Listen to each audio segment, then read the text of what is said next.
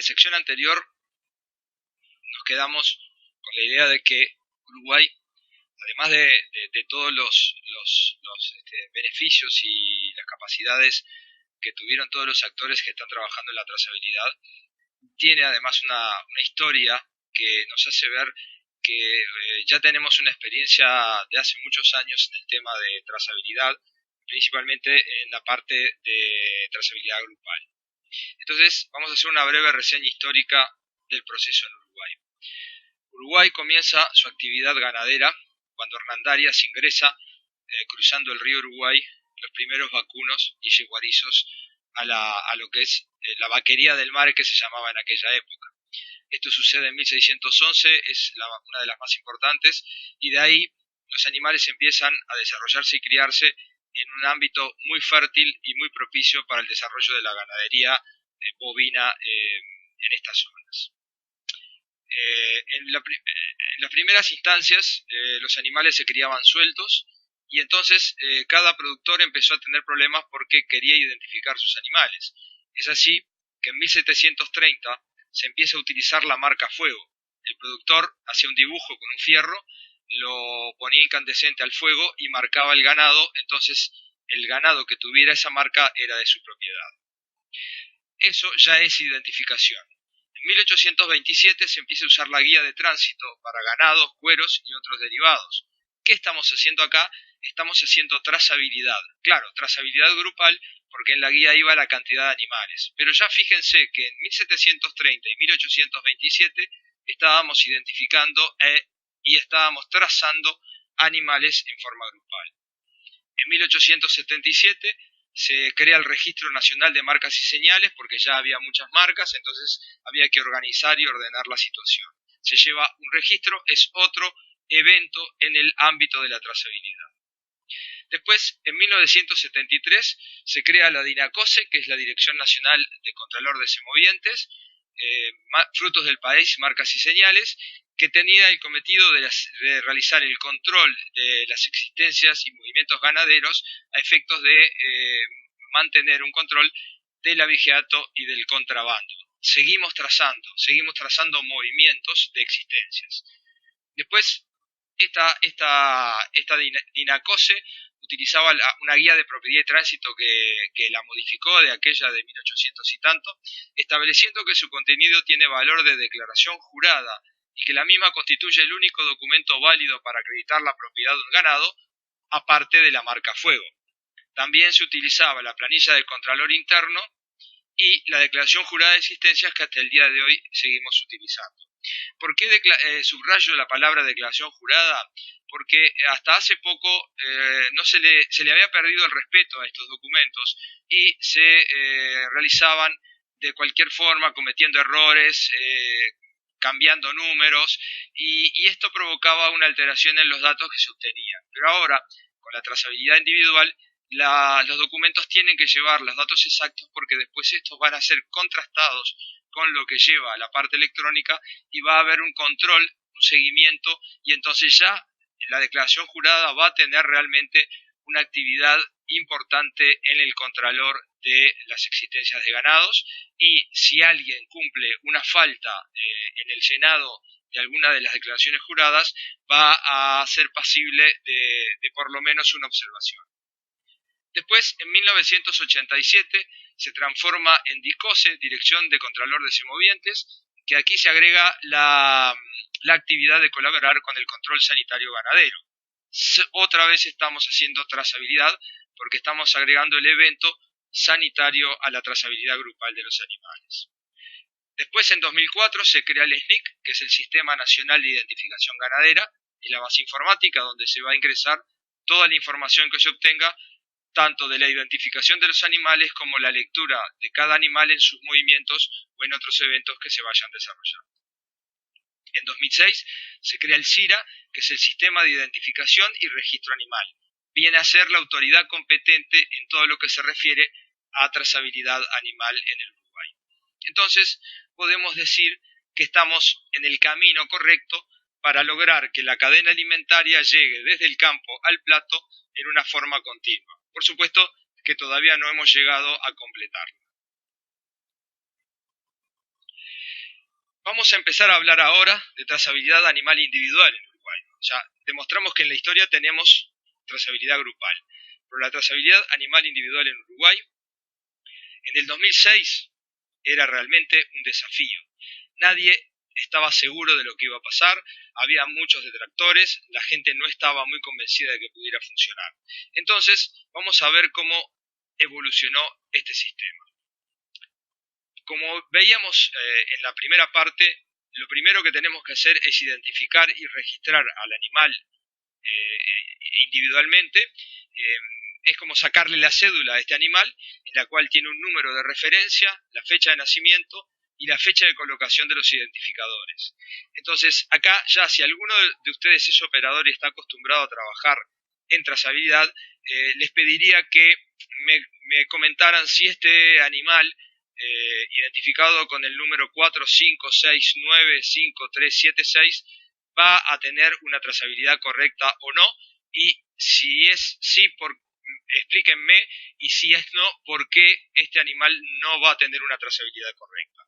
Pero para lograr un sistema completo tenemos que tener los eventos registrados como movimiento, sanidad, nutrición, reproducción y genética. Entonces recién ahí vamos a tener lo que se llama el sistema de identificación y trazabilidad. ¿Cuáles son las etapas que se han venido cumpliendo en este sistema de trazabilidad uruguayo? Primero, se desarrolló un plan piloto en el 2004 que era voluntario. El plan obligatorio empezó en el 2006, entonces a partir de septiembre todos los terneros nacidos deberían ser identificados antes de que cumplieran los 6 meses o antes de salir del establecimiento donde nacieron. Después se planteó el objetivo de tener el 100% de los bovinos identificados en el 2011, cosa que casi se logró. Quedaron algunos establecimientos que todavía se están revisando para tratar de llegar al 100% efectivo.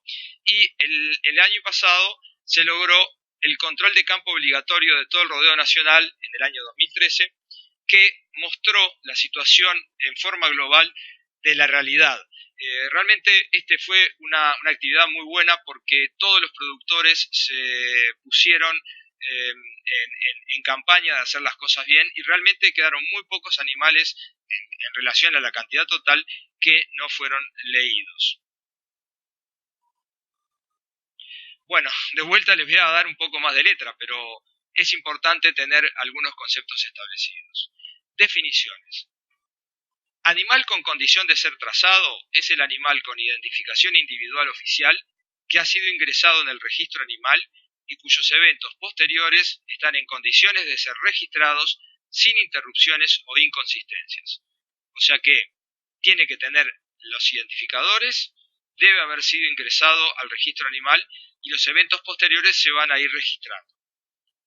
Después, el animal trazado es el animal con identificación individual oficial que ha sido ingresado en el registro animal y cuyos eventos posteriores han sido registrados sin interrupciones o inconsistencias.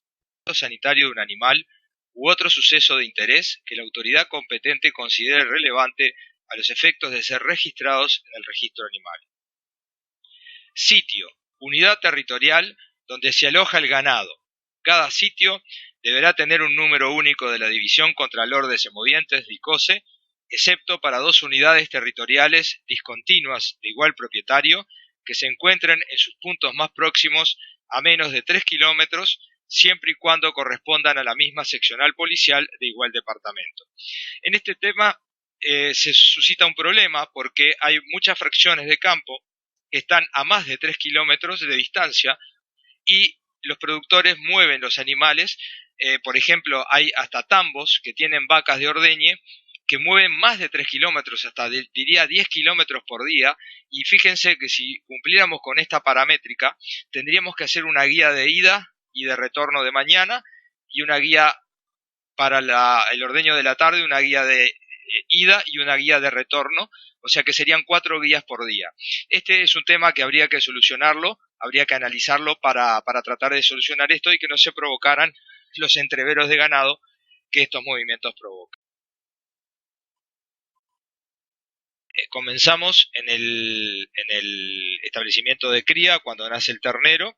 Este ternero va a llegar a ser novillo en el mismo establecimiento si es de ciclo completo, o puede pasar por un campo de recría, o puede llegar a ser por un campo de recría y por final en un campo de invernado de terminación.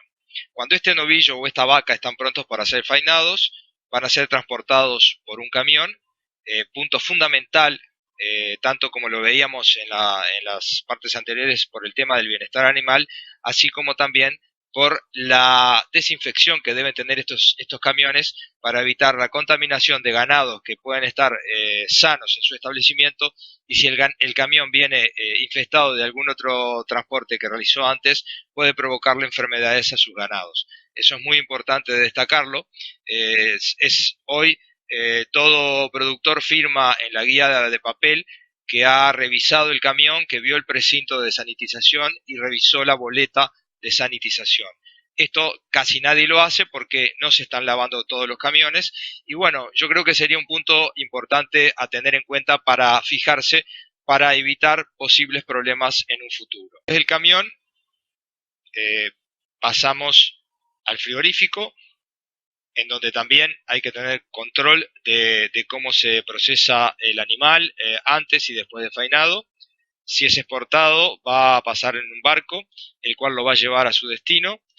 En el destino llega a un distribuidor, el cual va a distribuir el alimento y va a llegar al final al plato del consumidor, ya sea por medio del barco y del distribuidor, en el caso de ser exportado, y directamente en el caso de ser consumido aquí en Uruguay. Cuando llega a ese país donde se exportó el ganado, el distribuidor va a enviar el alimento a un restaurante o a la casa de las personas por medio del carnicero, y después que la persona come ese churrasco, caben dos posibilidades. Una, que los residuos vayan a los contenedores, y la otra es que la persona enferme.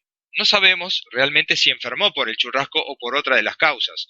Capaz que tomó un poquito de vino de más, pero eso el doctor House, como ustedes lo ven ahí, va a ser el encargado de realizar el diagnóstico. Ahora veamos que, como en todo el mundo, hay perros vagabundos que comen de la basura y pueden desparramar los residuos y a su vez contagiarse de alguna enfermedad que podía venir en el alimento, o puede intoxicarse por algún problema que tenga ese alimento. También los residuos pueden contaminar las corrientes de agua, y aquí se produce una sucesión de cruzamientos, de contagios y de contaminación entre las distintas especies, incluyendo al humano. Hasta este punto todo quedaría en el país donde consumieron ese alimento. Pero puede ser que un avión cargue productos para alimentar a los pasajeros en el vuelo, salga hacia Uruguay y llegue a nuestro país. Entonces acá, ¿qué es lo que va a suceder?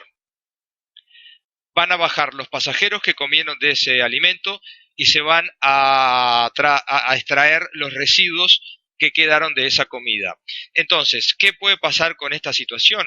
Y bueno, es que se desparrame una contaminación, una infección que pueda enfermar animales de nuestro país o personas de nuestro país, ya sean los pasajeros, o que estos pasajeros contagien o contaminen a otras personas de nuestro país. O sea que, como ven, la situación no es solamente cuidar el mercado, sino que también es cuidar a todos los consumidores, estén en la parte del mundo que estén. Entonces, hasta acá sabemos que la persona enfermó, pero no estamos seguros de qué enfermó. Entonces, la etapa posterior es que se investigue la causa de la enfermedad. Y si se llega a la conclusión de que fue ese churrasco el que provocó la enfermedad, se debe seguir la cadena por donde pasó esa carne, primero en el restaurante o en la casa donde se consumió, para ver si no hubo contaminación o si hubo algún quiebre de la cadena de fríos, así como también en el distribuidor, lo mismo, si no se contaminó, si no hubo rotura de la cadena de frío, exactamente lo mismo en el barco. También en el barco lo que puede pasar es que entre agua salada, provoque una contaminación y esa carne no tenga la durabilidad correspondiente. Si fuera carne descongelada, puede haberse descongelado y vuelto a congelar posteriormente. Pero si no encontramos nada, seguimos hacia el frigorífico a ver si ahí estuvo la causa que provocó la contaminación de esa carne. Si no es así, seguimos por el camión. Acuérdense que hablábamos que el camión debe estar desinfectado. Si no fue el camión, seguimos hasta el campo de invernada o hasta el campo de cría, o si es el mismo campo de ciclo completo, y podemos llegar al ternero del cual salió ese churrasco. Pero no nos podemos quedar por acá, porque recuerden que una de las cosas importantes que se controlan son los residuos de antibióticos, hormonas, y si los animales fueron alimentados con harinas de origen animal. Entonces, la trazabilidad la tenemos que seguir hasta los proveedores de medicamentos y de raciones. Como ven, aquí lo que estamos haciendo es una trazabilidad hacia atrás. Descubrimos el problema y vamos buscando dónde fue la causa, dónde se originó el problema. Entonces, de esta forma podemos actuar rápidamente y por lo menos retirar del mercado los alimentos que están en mal estado y a su vez tratar la enfermedad en el lugar, en el sitio donde se produjo la contaminación. Espero que no hayan quedado como este pobre bulldog con un dolor de cabeza, pero por lo menos les puedo decir que queda poquito por esta vez. Vamos a pasar ahora al módulo 2, que son las herramientas que utilizamos cuando trabajamos en trazabilidad. Dentro de las herramientas principales que vamos a hablar son las caravanas, lectores y balanzas, computadoras y programas, instalaciones de trabajo y las páginas web de TNIC e INAC. Empecemos a trabajar. ¿Qué es lo más importante que tenemos que saber cuando vamos a empezar a trabajar? Lo primero es conocer la normativa vigente y las herramientas necesarias.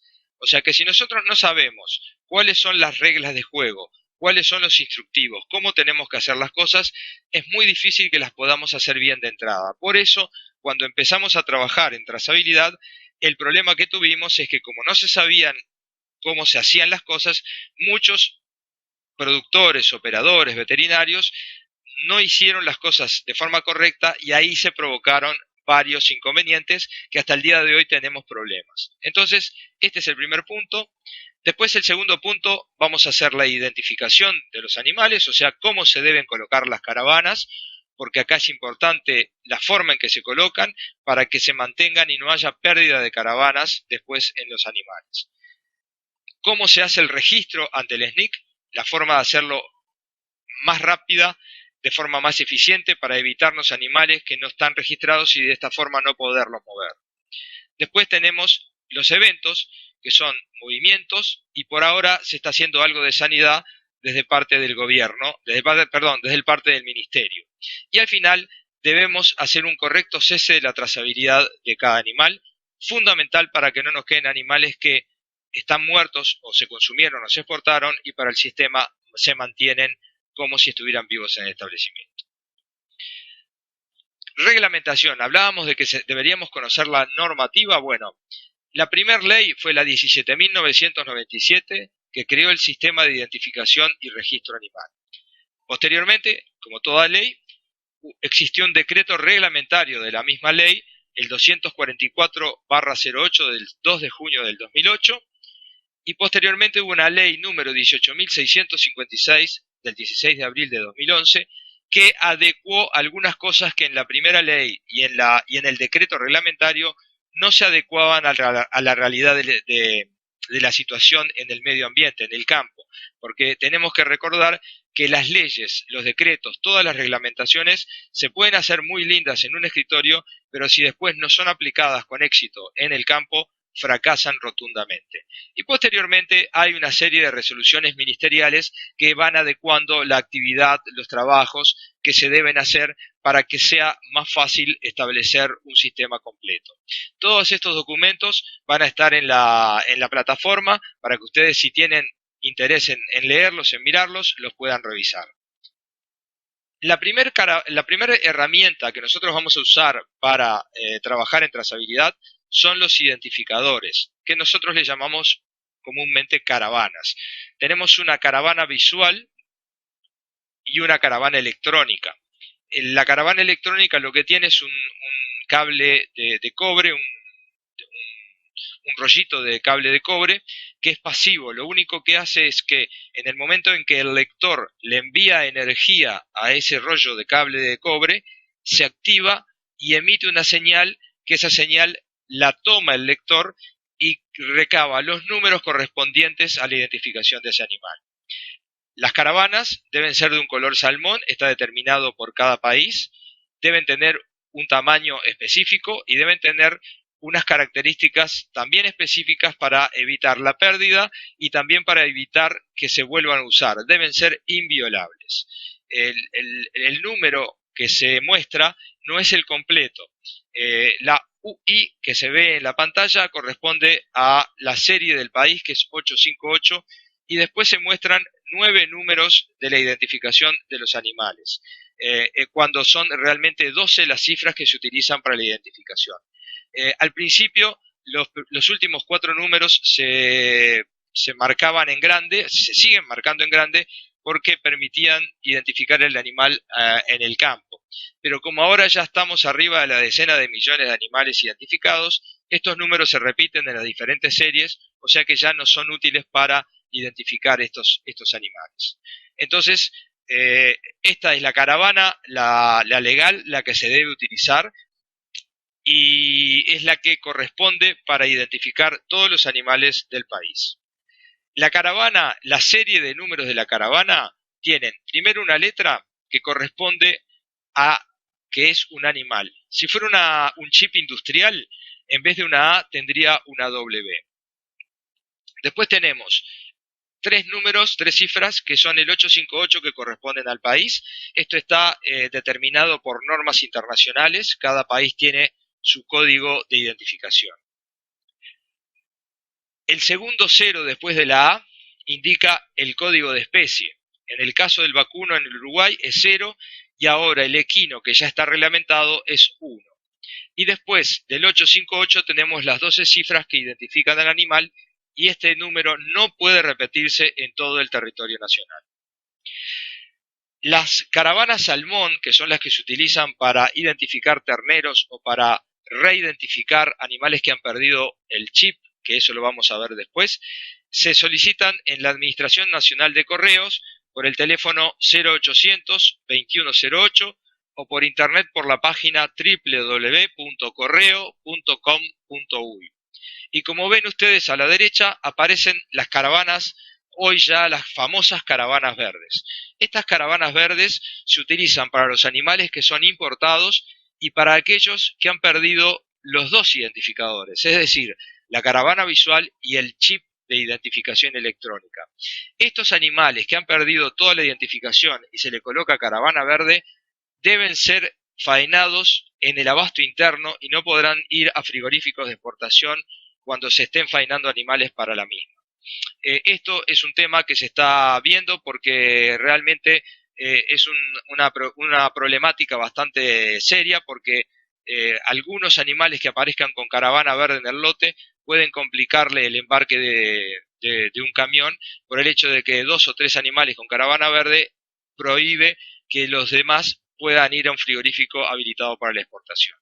Estas caravanas verdes se solicitan en el SNIC por el teléfono 2410-2790 o por el email info@snic.gov.uy. Después tenemos que pasar a los lectores que utilizamos para justamente leer esas caravanas digitales. Existen los lectores fijos, como este aquí, que se colocan en la entrada del tubo, en la entrada de la balanza o en una portera y leen automáticamente varias caravanas a la vez. El único problema que tienen es que hay que estar mirándolo constantemente por si pasa algún animal sin chip. Después hay una variedad de lectores de diferentes características que cada uno va a servir para lo que lo necesite el tipo de persona que vaya a trabajar con él. No es lo mismo un productor que tiene pocos animales y lo va a usar solamente para su establecimiento que un operador o un veterinario que trabaja con muchos establecimientos y lo va a usar con mucha cantidad de animales. También varían el tema de las prestaciones. Hay lectores como este del centro y este de la derecha que solamente recaban el número del animal, lo guardan y después lo vuelcan a la computadora. Los demás que estamos viendo acá son lectores que además de recabar, de leer la información, se le puede agregar información en el momento de que estamos haciendo la lectura, o también se puede traer información que teníamos en la historia del registro de ese animal para poderlo ver como una alarma en el momento de leer. Otra de las cosas que es variable es también el precio, varía de acuerdo a la calidad, a las prestaciones y a la cantidad de caravanas que lee. Y otra cosa también es la cantidad de atributos que se puedan anotar en los distintos lectores. Si les parece bien, esto lo podemos ir conversando en el foro y podemos ir viendo cada uno la actividad que tiene para realmente especificar cuál es el lector que más le conviene utilizar en el caso específico. Después, es evidente que vamos a precisar accesorios como notebook, tablet o celulares con sistema informático que puede ser Android, BlackBerry o iPhone, porque ya la trazabilidad con lectores no alcanza, ya necesitamos tener el soporte de un software de gestión de la trazabilidad, que pueden ser software para trabajar a nivel de campo o software para trabajar a nivel de escritorio, llevando la gestión integral de todo el establecimiento. Bueno, en instalaciones de trabajo, por supuesto que no les pido que tengan este tipo de instalación. Esto, por supuesto que ya es una exageración, pero me gusta ponerla, esta foto, porque demuestra que hay que trabajar con instalaciones cómodas. Necesitamos que el personal esté cómodo, que el animal también esté cómodo, que no sufra lesiones y que podamos hacer un trabajo correctamente. Vamos a ver después que en la identificación, en la colocación de caravanas, el estado de las instalaciones y la forma de trabajo es fundamental para poder colocar la caravana en el área de la oreja correspondiente para evitar las pérdidas posteriores. Pero si bien no llegan a esto, tampoco quiero que lleguen a este estado que realmente me pasó en un establecimiento que, como verán, es bastante precario, con peligros de que, por supuesto, que se escapan los animales por todos los agujeros que hay. Además, los varejones no estaban en muy buen estado. La portera de adelante se podrán fijar que es un pedazo de chapa y unos piques. Este es un trabajo que realmente no lo pude terminar porque se escapaban los terneros por todos lados y era imposible hacer un trabajo correcto. Entonces, no podemos pensar en trabajar si tenemos instalaciones de este tipo. Y realmente trabajar en instalaciones cómodas hace la diferencia, y el costo de tener una instalación correcta, aunque sea pequeña y con materiales de bajo costo, se puede realizar y se redunda en beneficios tanto para el trabajo como para el bienestar de los animales.